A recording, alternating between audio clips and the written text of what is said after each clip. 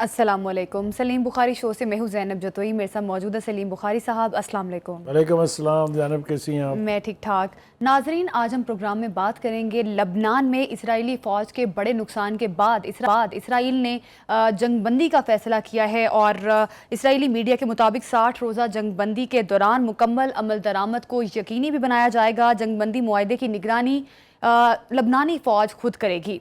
इस पर प्रोग्राम में हम बात करेंगे। बानी पीटीआई की रिहाई से मुतालिक अमरीकी कांग्रेस के 62 अरकान ने एक ख़त लिखा था, जिसके जवाब में 160 पाकिस्तानी पार्लियामेंटेरियंस ने वज़ीर आज़म शहबाज शरीफ को ख़त लिखा है और अमरीकी कांग्रेस अरकान के ख़त को पाकिस्तान के मामलात में मुदाखलत करार दिया गया है। इस पर भी आज हम प्रोग्राम में बात करेंगे। और मुमताज़ ज़हरा बलोच की आज सुबह की स्टेटमेंट के बाद सिक्योरिटी सूरत हाल पर बयान, दफ्तर खारिजा की चीनी सफ़ीर की तलबी और एहतजाज की तरदीद कर दी गई है। बुखारी साहब, जिस तरह से फाइनली इसराइल ने लबनान में अपने फ़ौज के इनखला को यकीनी बनाने के हवाले से एक स्टेटमेंट दे दी है और अब शायद जंगबंदी की तरफ जा रहा है इसराइल और लबनान। देखिए, ये वो कोई आसान नहीं कर रहा फ़लस्तीन के लोगों पर या लबनान के लोगों पर, जो लबनान में उसके साथ हुआ है। आपको याद होगा, हमने बहुत पहले अपने प्रोग्राम में कहा था कि ये हिजबुल्लाह की हमेशा से ख्वाहिश रही है कि इसराइल जो है वो अपने यानी लैंड ट्रूप्स जो है, यानी ज़मीनी अफवाज जो हैं, उसको ज़रा उतार के देखे ताकि मज़ा भी आए लड़ाई का और पता भी चले उसको। तो वो मेरे ख्याल से ऐन इस दावे के मुताबिक जब उन्होंने लिबनान की सरहद क्रॉस की है तो वहाँ जो नुकसानात उनको उठाने पड़े हैं, उसके नतीजे में वहाँ से ऑलमोस्ट भाग खड़े हुए हैं। यानी पिछले चंद दिनों में 2-3-4 जो हमले बड़े किए हिजबुल्लाह ने, उसमें 62 जो सहूनी हैं वो अपने अंजाम को पहुँचे हैं। उनकी लाशें लेके वहाँ से वो इजरायली जो है वो गए हैं। तो अब ये जो बात हो रही है वो ये है कि जी 60 दिन की जंगबंदी हम कर लेते हैं और उस बीच में हम मुकम्मल तौर पर रिस्पेक्ट करेंगे इसको। लेकिन जो एडवांटेज है लिबनान को वो ये है कि इस पूरे प्रोसेस को मॉनिटर भी लिबनान की फौज करेगी। हाँ। और 7 दिन के अंदर अंदर इसराइल अपने तमाम फौजी और इक्विपमेंट जितनी भी है वहाँ से लेके जहन्नम वासल होगा। और जब ये वापसी उसकी शुरू होगी, साथ साथ ही डिप्लॉयमेंट ऑफ लेबनीज फोर्सेस शुरू हो जाएगी जी। ये जो शराइत आपके सामने है, इससे आपको पता चलता है कि लिबनान की इस जंग में किसकी पोजीशन स्ट्रॉन्गर है, कौन एडवांटेज इस पोजीशन में है। तो एक बात तो ये है कि ये उन्होंने कोई एहसान नहीं फरमाया है। उनका जो बैंड बजी है वहाँ उनके फौजियों की, उसकी वजह से वो वहाँ से दौड़ने पर मजबूर है। जो एरियल बम्बिंग के ज़रिए उन्होंने तबाही करनी थी वो अपनी उन्होंने कर ली हुई है। तो एक तो वहाँ कुछ उम्मीद पैदा हो चली है कि शायद ये जंगबंदी जो है वो हो जाए, क्योंकि जो लेबनीज डिप्टी प्राइम मिनिस्टर हैं उनके मुताबिक तो कल रात को उन्होंने कहा था कि चंद घंटों में हो सकती है। तो any time this announcement can come, क्योंकि इसराइल थोड़ा वीकर पोजीशन में वहाँ, तो मेरे ख्याल से इसके ऊपर अमल दरामद भी जल्दी हो जाएगा। एक बात तो ये। दूसरी बात है कि इसके साथ साथ जो मुज़ाकरात चल रहे हैं इसराइल और हमास और हिजबुल्लाह के बीच, उसमें जो है वो मुख्तसर नौइयत की जंगबंदी के लिए तो इसराइल तैयार है, लेकिन हमास को ये काबिल कबूल नहीं है। वो ये कहते हैं कि इसकी वाहद शर्त ये है कि तमाम तर इलाका जो है गजा का, वहाँ से इसराइली फ़ौजें वापस जाए, तब हम राज़ी होंगे किसी भी एग्रीमेंट पर पहुँचने के लिए। और इस हवाले से जो सामी अबू ज़हरी साहब जो हैं, जो यानी रहनुमा हैं हमास के, उन्होंने कहा जी कि इस शर्त से कम पर तो हम बातचीत भी करने के लिए तैयार नहीं हैं। आपको गजा से निकलना होगा, आपको गजा से अपनी फ़ौजों को वापस बुलाना होगा।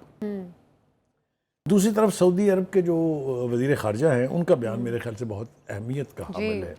एक तो उन्होंने ये ख़बर सुना दी है कि जनाब हम अरब जो इस्लामिक कॉन्फ्रेंस है, यानी अरब लीग से मुराद है उनकी, उसका सरबराही इजलास जल्द बुलाने वाले हैं।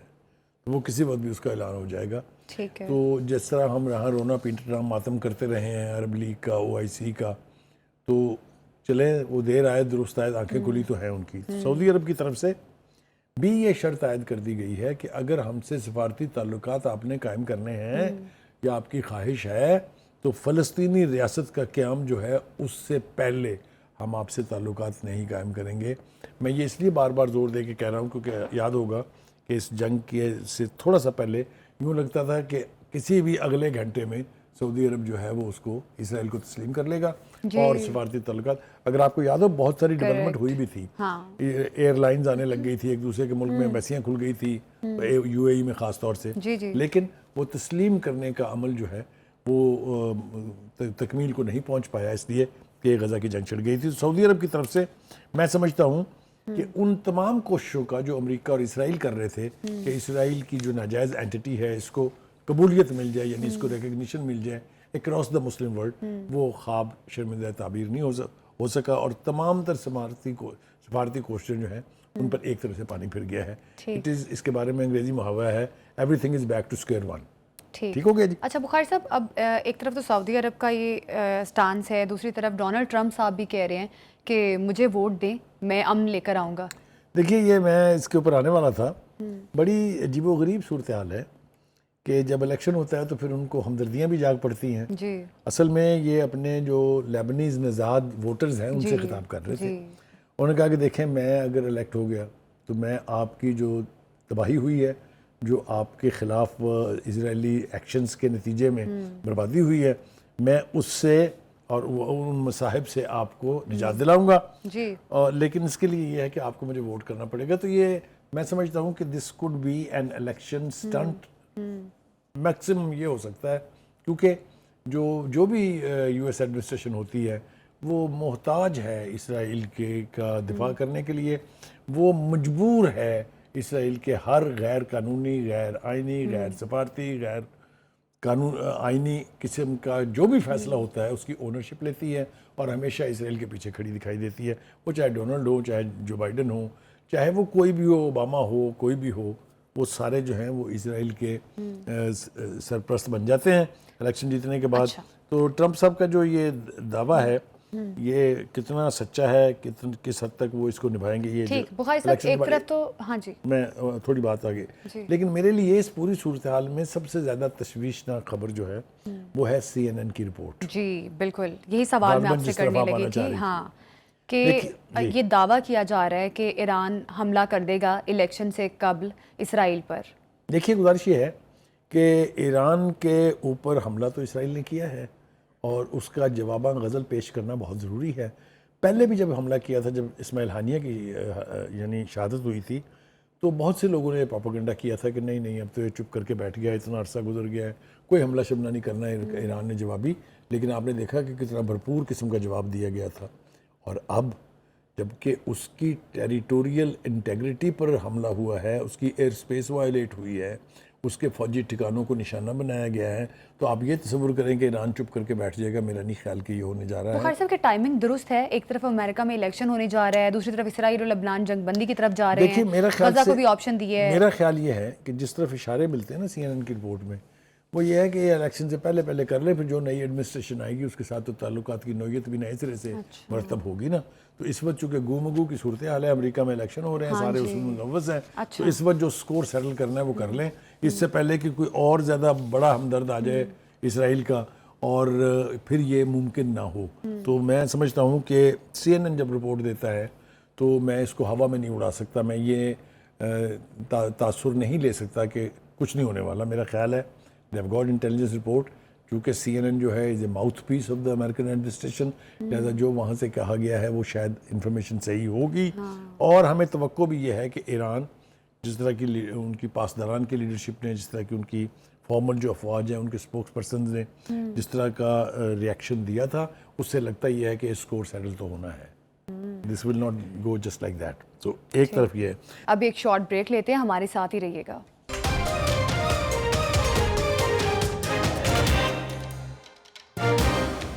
Welcome back. دوسری طرف جو ہمارے پاس لیٹسٹ خبریں آ رہی ہیں وہ میرے خیال سے تھوڑا سا باعث تشویش بھی ہیں, لیکن یہ کہ بہت امپورٹنٹ ہے. پہلی بات تو یہ کہ حزب اللہ نے آج پھر اسرائیل پر راکٹ حملہ کیا ہے, جس میں 5 اسرائیلی جو ہے جہنم واصل ہوئے ہیں. اس کا مطلب یہ ہے کہ حزب اللہ از ناٹ گیٹنگ ویکنڈ. ٹھیک ہے نا جی. دوسری طرف ہم دیکھ رہے ہیں کہ یہ ایران جو ہے اس نے اپنے دفاعی بجٹ میں 200% اضافہ کر دیا ہے, وچ از اے ہلیریس اماؤنٹ. اب دیکھیں نا 15%, 20%, 35%, 30%, 50% تک تو سمجھ آتی ہے.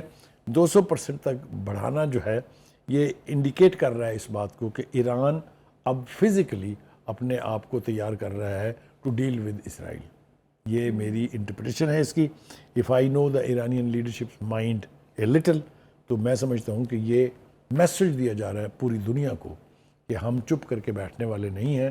اسرائیل کو یہ اجازت نہیں دی جا سکتی کہ وہ اس خطے کو جنگ سے دوچار کرے, اور اگر وہ کرے گا تو اس کی قیمت اس کو چکانی پڑے گی. اور ایک اور بات جو مجھے اس سے بھی زیادہ اہم ہے میرے لیے, وہ ہے کہ یورپی یونین نے غزہ میں ہونے والی تباہی کو خوفناک قرار دے دیا. تو جیسا میں نے پہلے کہا تھا کہ دنیا کی جو پاپولیشن ہے, جو جس کو ورلڈ اوپینین ہم کہتے ہیں, وہ تو بہت ریپڈلی چینج ہو رہی ہے in favour of the Palestinian. اپنے اپنے ممالک کی پالیسیوں کو چیلنج کیا ہے انہوں نے. امریکہ کی جس طرح کی کنڈمنیشن ہوئی ہے اسرائیل کو ناجائز طور پر سپورٹ کرنے کے حوالے سے, تو یہ ایک موومنٹ بلڈ ہو رہی ہے میرے نزدیک, جہاں انٹرنیشنل پبلک اوپینین میٹرز اے لاٹ. تو اب اگر یورپی یونین نے بھی اس کی مذمت کر دی ہے, اس نقصان کو خوفناک قرار دیا ہے, تو that means that the mind of the leadership in the world is also changing. یہ اچھے سائنز ہیں. بخاری صاحب, غزہ میں پچھلے کافی عرصے سے یہ جو ظلم و بربریت ہو رہی ہے, اس کی تو کئی مثالیں ہمارے پاس ہیں. ابھی لبنان میں بھی شاید ایسے حالات بن سکتے تھے, لیکن میرا خیال ہے کہ بڑی درست ٹائمنگ پہ چلو مختصر مدت تک جنگ بندی کر لی ہے. ابھی یہ آپشن جو غزہ کو بھی دیا, آپ کو نہیں لگتا کہ اس آپشن کو شاید حماس کو اویل کر لینا چاہیے تھا کہ مختصر مدت کے لیے جنگ بندی ہو جاتی اور پھر شاید آگے جا کے اب غزہ میں بچا کیا ہے؟ مختصر جنگ بندی وہاں کی جاتی ہے جہاں تباہی کو کرٹیل کرنا ہو. آپ دیکھیے ایک کونے کے اندر پوری کی پوری فلسطینی قوم کو گھسیٹ دیا گیا, اور ان فلسطینی کیمپوں کے اوپر بھی بمباری ہو رہی ہے, اور باقی غزہ تو اب قبرستان ہے.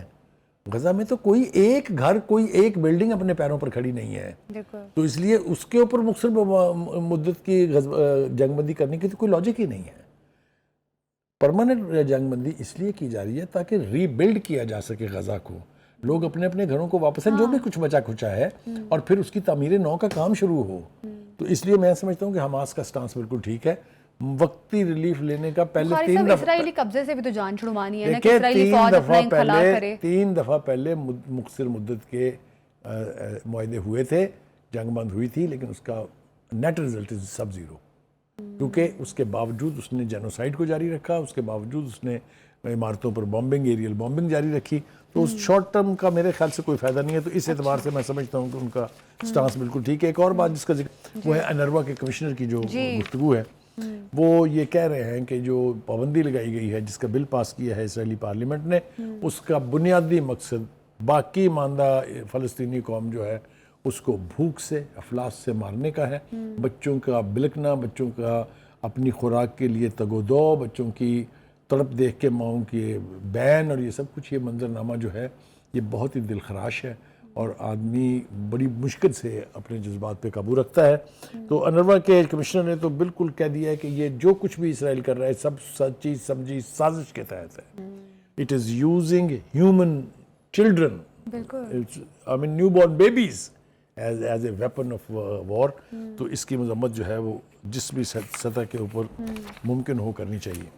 جی بخاری صاحب, بالکل آپ نے یہ درست بات کہی ہے. لبنان میں جنگ کے باعث 8,30,000 افراد بے گھر ہو گئے, لیکن فائنلی اسرائیل اور لبنان کے درمیان مختصر مدت کے لیے جنگ بندی جو ہے اس پر دونوں آمادہ ہو گئے ہیں. اب ایک شارٹ بریک لیتے ہیں, ہمارے ساتھ ہی رہیے گا.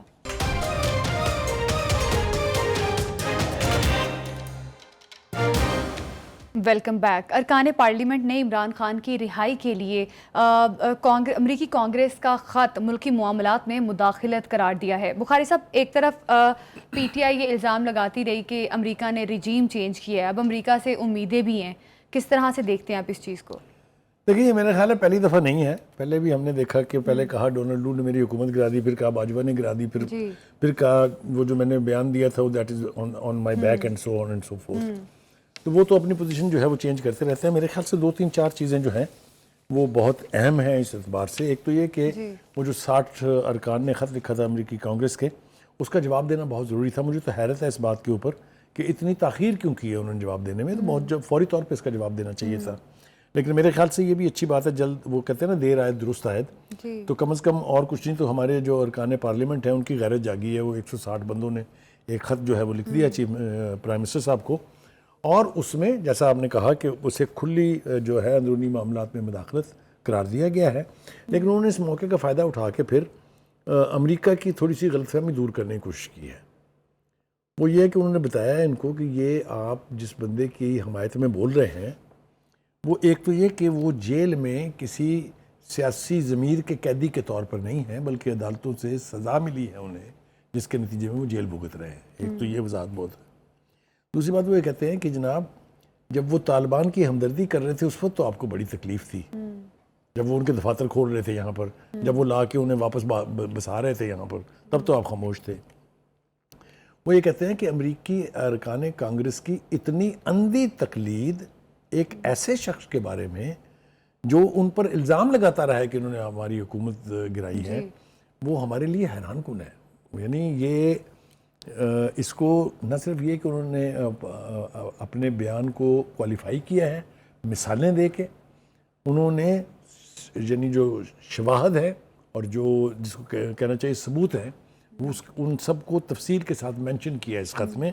میں اس کے چیدہ جو بخاری صاحب سوری فار انٹرپشن، آپ کو کیا لگتا ہے کہ انٹرنیشنلی کوئی لابنگ کی جا رہی ہے؟ جس طرح سے برطانیہ کے پارلیمنٹیرینز نے خط لکھا، امریکی کانگریس کے اراکین نے خط لکھا، پھر اسرائیلی اخبار میں بانی پی ٹی آئی کے آرٹیکلز کا چھپنا، پھر چانسلر کے لیے خود کو نامزد کرنا، تو یہ جو تمام تر چیزیں ہیں یہ تو اسی طرف اشارہ کر رہی ہیں کہ شاید انٹرنیشنلی بھی کوئی لابنگ چل رہی ہے۔ دیکھیے لابیز جو ہے وہ کام کرتی ہیں، اور خاص طور سے جب امریکہ میں الیکشن ہو رہے ہوتے ہیں تو پھر اس قسم کی لابیز جو ہیں وہ بالکل فل فلیجڈ ایکشن میں ہوتی ہیں۔ یہ خط بھی اسی لابیز کی ایفرٹ کے نتیجے میں لکھا گیا تھا، اور جیسا میں نے پہلے کہا کہ اس خط میں جو کچھ بھی تھا وہ تو ہم پروگراموں میں بتا چکے ہیں، لیکن اس خط کا جواب دیا جانا بہت ضروری تھا، اور بالآخر جیسا میں نے کہا دیر آئے درست آئے، خط کا جواب جو ہے وہ دے دیا گیا ہے۔ 2-3-4 باتیں جو اس خط میں اہم نوعیت کی ہیں وہ یہ ہے کہ وہ کہتے ہیں کہ عمران خان نہ ہی انسانی حقوق کے اور نہ ہی جمہوریت کے چیمپئن ہیں۔ یہ بات بالکل آپ غلط، یعنی ان کی بات کی تردید کی گئی ہے۔ دوسری بات یہ کہ وہ کہتے ہیں کہ جو ان کے طالبان سے متعلق معذرت خواہانہ بیانات تھے وہ پارلیمانی جمہوریت کی توہین اور سفارتی اقدار کی بھی توہین ہے۔ پھر وہ یہ کہتے ہیں کہ پاکستان تحریک انصاف کی یہ مسلسل کوشش رہی ہے کہ ہر انتخابی عمل کو ڈسپیوٹڈ بنایا جائے، چاہے وہ 2013 کے الیکشن تھے، چاہے وہ 2018 کے الیکشن تھے، چاہے وہ 2022 یعنی جو 2024 کے الیکشن ہے۔ کہنے کا مطلب یہ ہے کہ وہ کسی بھی الیکشن کو ماننے کے لیے تیار نہیں ہے۔ دوسری بات یہ ہے کہ انہوں نے 3-4 موقعوں کے اوپر سٹیٹ کے خلاف ایک طرح کی بغاوت کی ہے، چاہے وہ 2022 مئی کے واقعات ہیں، چاہے وہ 9 مئی 2023 کے واقعات ہیں، چاہے وہ اسلام آباد کیپٹل کے اوپر چڑھائی ہے، چاہے وہ ایک صوبے کو دوسرے صوبے کے مقابلے میں کھڑا کرنا ہے، چاہے وہ سرکاری اہلکاروں کو بغاوت پر مجبور کرنا ہے۔ یہی ڈویژن انہوں نے فوج میں کرنے کی کوشش کی جس میں وہ کامیاب نہیں ہوئے ہیں۔ جو لوگ اس کے اعلیٰ کار بنے تھے وہ سزائیں بھگت رہے ہیں اس وقت۔ ایک 3 اسٹار جنرل کا فیلڈ کورٹ مارشل ہو رہا ہے، آپ کے سامنے ہے سب کچھ۔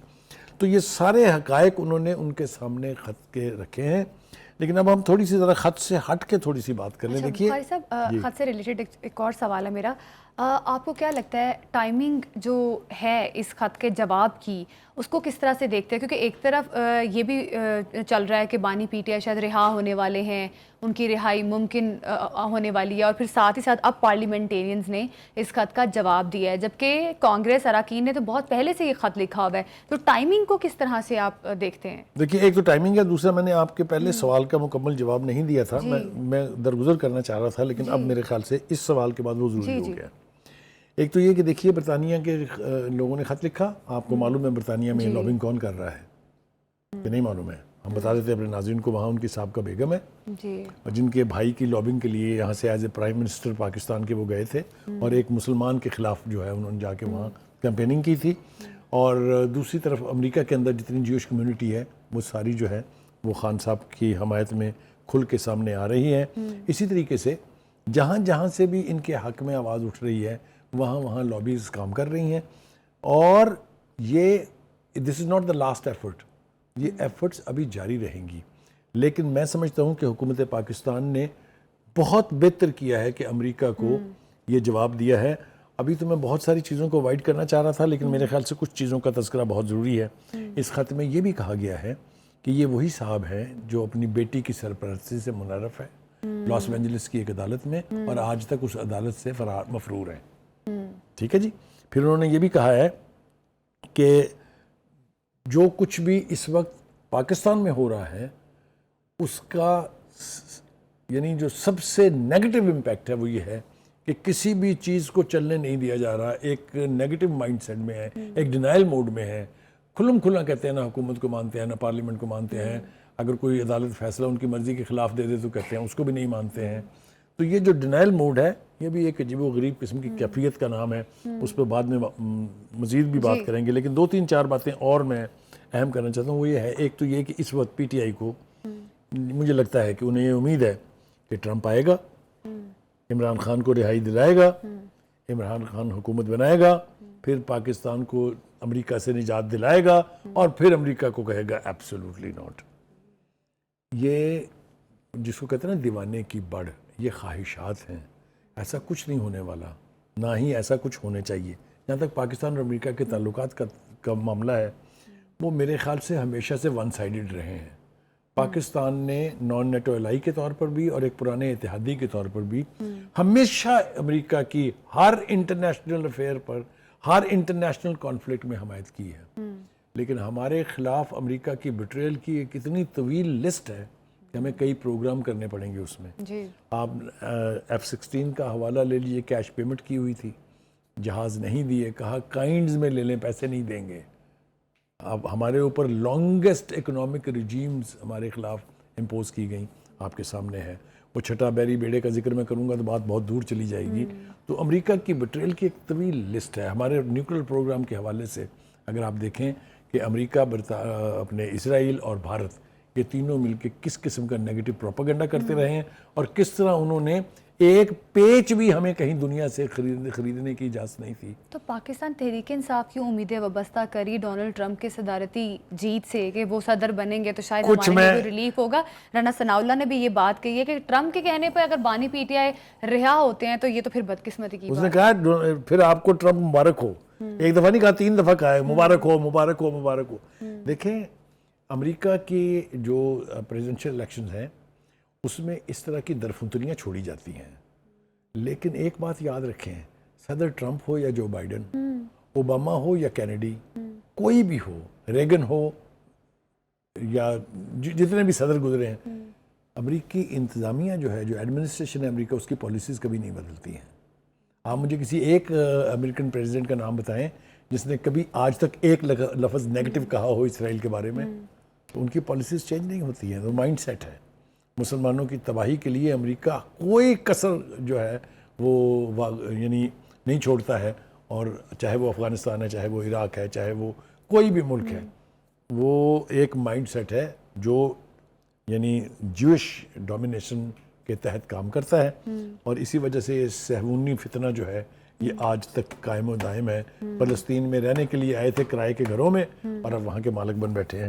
اینی اس کے اوپر تو بے پناہ بات ہو سکتی ہے، طویل بات بھی ہو سکتی ہے، لیکن ایک بات میں آپ کو بتا دوں کہ امریکہ سے تعلقات میں جب کبھی خرابی ہوئی ہے یہ امریکہ کی طرف سے ہوئی ہے، پاکستان نے کبھی نہیں کی ہے. بالکل بالکل یقینی طور پہ ہر ملک اپنے سفارتی تعلقات کو پہلے دیکھتا ہے، اور اس طرح سے کانگریس اراکین کا خط لکھنا یا برطانیہ کے پارلیمنٹیرینز کا خط لکھنا، ہر ملک کی گورنمنٹ جو ہے وہ اپنے مفاد کے حساب سے فیصلے کرتی ہے. اب ایک شارٹ بریک لیتے ہیں. اسٹے ود اس.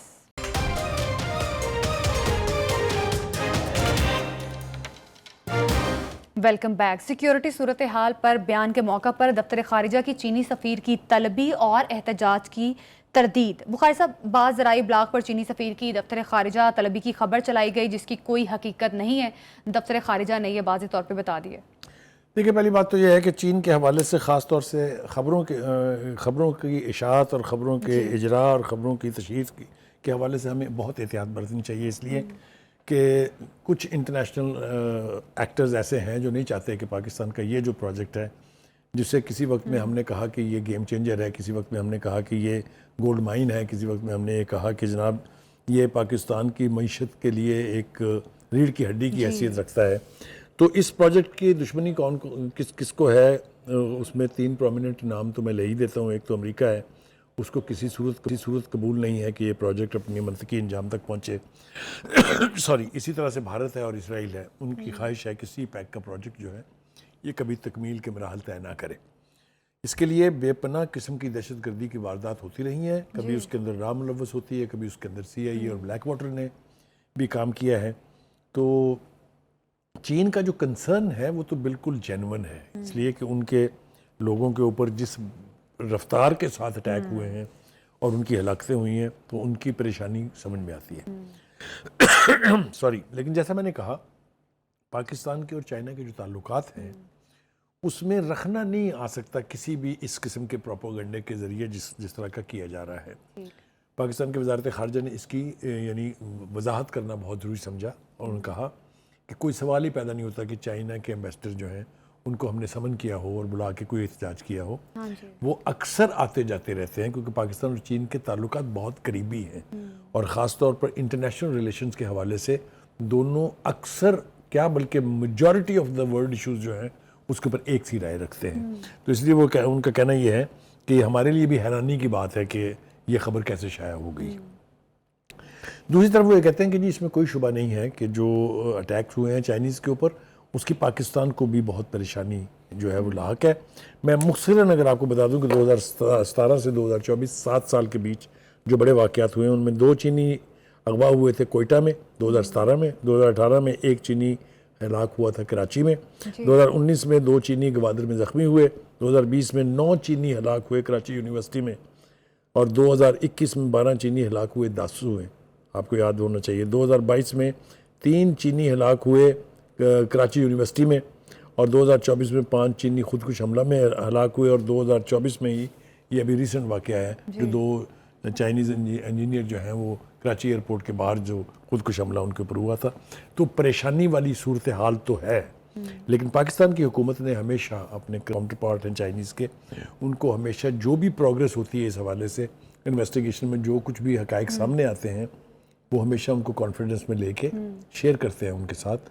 تو جو ایک تاثر دینے کی کوشش کی گئی ہے کہ شاید پاکستان اور چین کے تعلقات جو ہیں they are at the lowest ایب اور کوئی ان کے اندر کوئی بخاری صاحب, اب 6 ماہ میں 2 مہلک حملے ہونا اور چینی سفیر نے اپنے وزیر اعظم کی وہ بڑے کنسرنڈ ہیں چینیوں کی سیکیورٹی کو لے کے.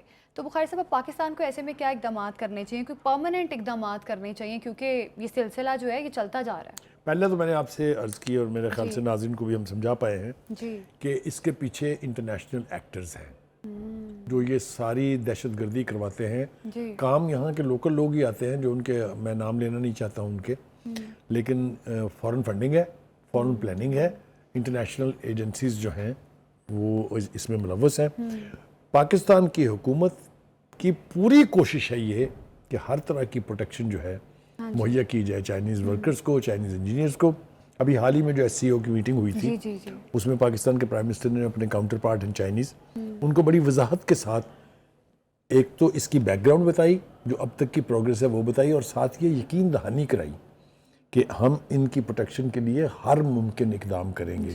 تو میرے خیال سے we should see things as they are, اور جو لوگوں کی خواہشات کے مطابق جو ہے وہ چیزوں کو اگر ہم دیکھیں گے تو اس سے 2 ویری کلوز ایلائز جو ہیں جن کی دوستی جو ہے وہ ٹائم ٹیسٹڈ ہے, اس کے بارے میں جس طرح کے حوالے دیے جاتے ہیں کہ it's deeper than the ocean, it's higher than the Himalayas, it is sweeter than honey, it's stronger than iron, iron brothers ہیں ہم. تو یہ میرے خیال سے کوئی جعلی نعرے نہیں ہیں, یہ واقعتاً صورتحال ایسی ہے. لیکن یہ جو چائنیز شہریوں کی ہلاکتیں ہیں یہ چائنا کے لیے یقیناً تشویش کا باعث ہے, لیکن ہمارے لیے بھی اتنی ہی تشویش کا باعث ہے.